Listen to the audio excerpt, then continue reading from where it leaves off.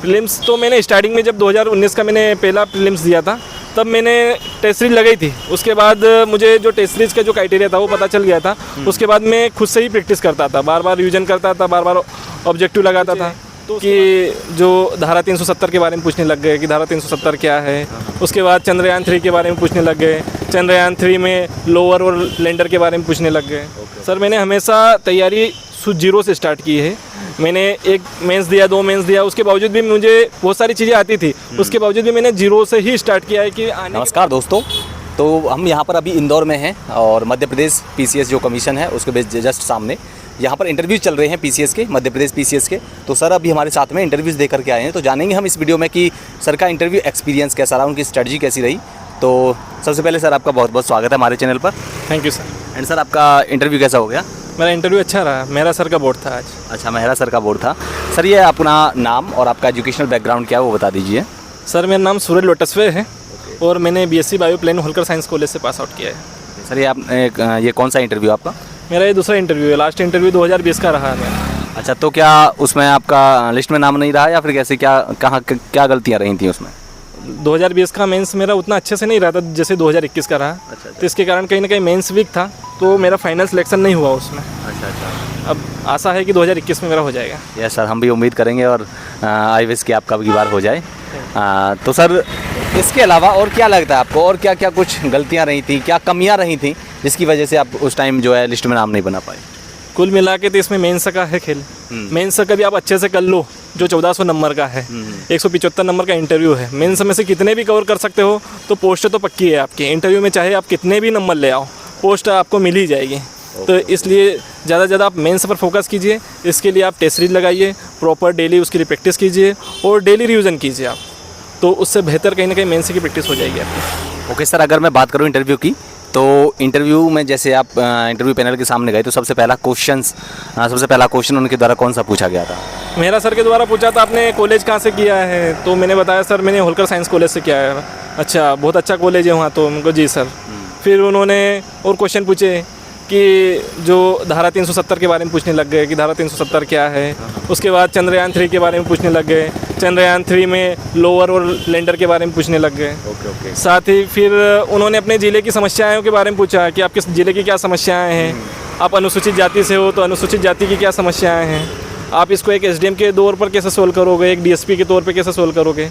तो ऐसे उनके जनरली क्वेश्चन थे यहाँ पर। इस सब के अलावा कुछ और आपकी हॉबीज़ से रिलेटेड इसके अलावा सिचुएशन बेस्ड सवाल और क्या क्या थे? हाँ, हॉबी मेरे एक नीतू फाउंडेशन है जो इंदौर में एक संस्था है जो महिला सशक्तिकरण और बाल शिक्षा पर कार्य करते हैं।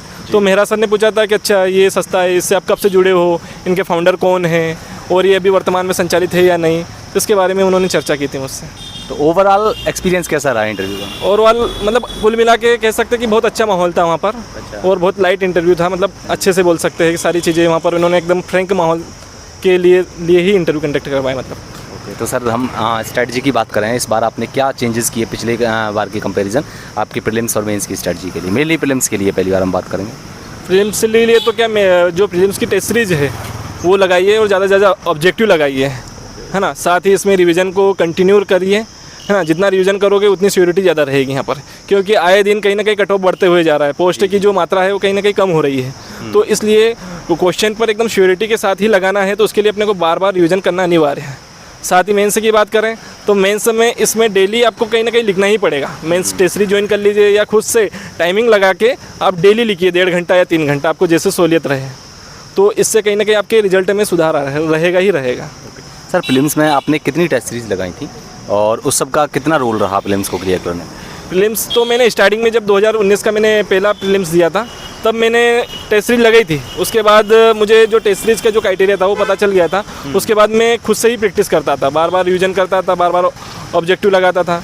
तो उसके बाद मुझे टेस्ट सीरीज लगाने की ज़रूरत नहीं पड़ी। लेकिन मेंस के लिए मैंने अभी 5वां मेंस मैंने दिया 2023 का, तो मुझे कंटिन्यू मेंस की टेस्ट सीरीज लगानी पड़ी और डेली प्रैक्टिस करना पड़ा मुझे उसके लिए।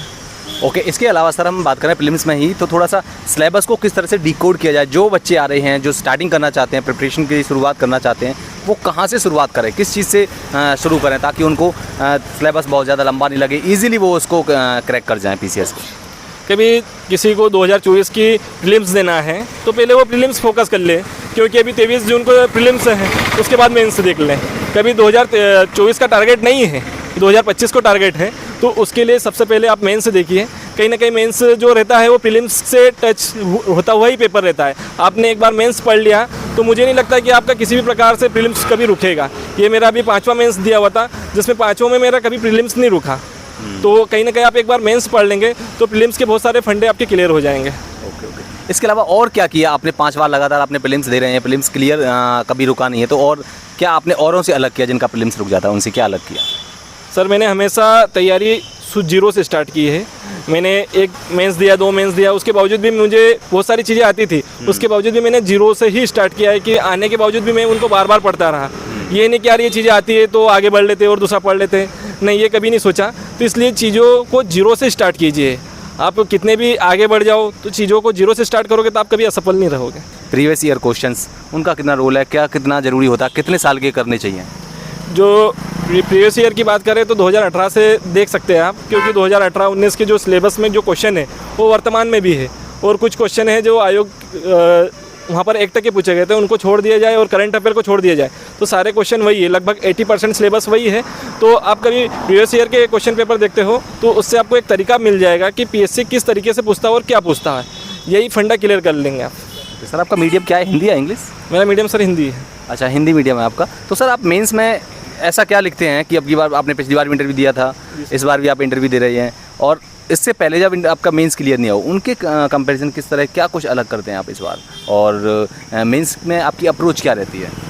सर मेंस में तो सबसे पहले ये कि क्वेश्चन का मतलब क्या है, क्वेश्चन क्या पूछना चाह रहा है, क्या डिमांड है क्वेश्चन की।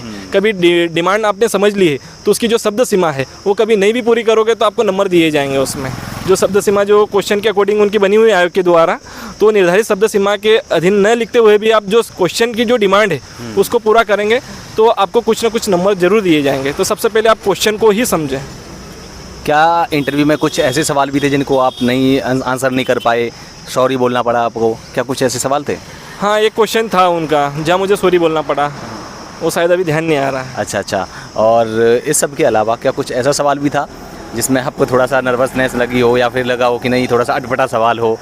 नहीं, ऐसा कोई क्वेश्चन नहीं था उनका, एकदम सुने सुनाए पढ़े पढ़े ही क्वेश्चन थे जो कहीं ना कहीं आपने सुने हैं, पढ़े हुए, आपके जीवन से रिलेटेड है, शांति से आप उनसे चर्चा कर सकते हो इस संबंध में। ऐसे कोई क्वेश्चन नहीं था। ओके, क्या लगता है आपको इंटरव्यू में क्या चेक करते हैं वो? क्या आपकी नॉलेज चेक करते हैं, या पर्सनैलिटी टेस्ट चेक करते हैं, या फिर क्या उनका क्राइटेरिया क्या होता है, क्या लगता है? जो मेरा इंटरव्यू रहा तो मुझे नहीं लगता कि वो नॉलेज चेक करते हैं। अच्छा। वो खासकर आपका कॉन्फिडेंस और आपकी पर्सनालिटी चेक करते हैं। मेन रूप से आपका जो बोलने का जो तरीका है ना, आपका कॉन्फिडेंस है, ये मेन रूप से देखा जाता है उनके द्वारा।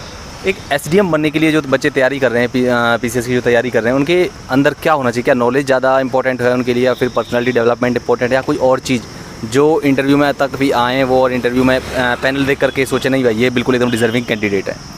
देखो, जो पीएससी की जो 3 स्टेट एग्ज़ाम है ये, तो इसमें तीनों लेवल पर अलग अलग चीज़ों का वर्क करना पड़ेगा। जो प्रीलिम्स होती है वो प्रैक्टिस बेस पे होती है, तो आप जितने ऑब्जेक्टिव लगाएंगे उतने आगे बढ़ेंगे। साथ ही जो मेंस है वहाँ नॉलेज पे है, नॉलेज के लिए आपको क्या लिखना पढ़ना दोनों पड़ेगा, है ना। और जो मेंस है ये कॉन्फिडेंस के साथ साथ आपकी पर्सनालिटी डेवलपमेंट का भी कार्य करती है, तो आपको तीनों लेवल पर अलग अलग तैयारी करना पड़ेगी तीनों की, है ना। और तीनों की तैयारी एक भी मानी जा सकती है, लेकिन तीनों के लेवल अलग अलग है ये, तो तीनों के लेवल पर ही आप तैयारी कीजिए। Okay, thank you sir and all the best.